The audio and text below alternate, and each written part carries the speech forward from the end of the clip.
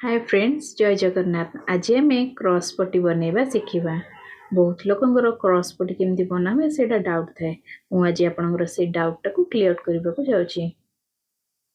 देखो प्रथमे गोटे स्क्वायर पीस कपड़ा नहीं जाइए। आपण पाखे छोट टुकड़ा कपड़ा थे भी हो पार। ये टाइप क्रॉस रे गार पकेबे। आप चाहिए इंचे रे पकई पारे, आप चाहिए 1.5 इंच पकई पारे। मु इंचे आउ 2 सीट नहीं। प्रथमे क्रॉस गुड़ाक पकई नहीं गार, तापर ताको कट कर नहीं।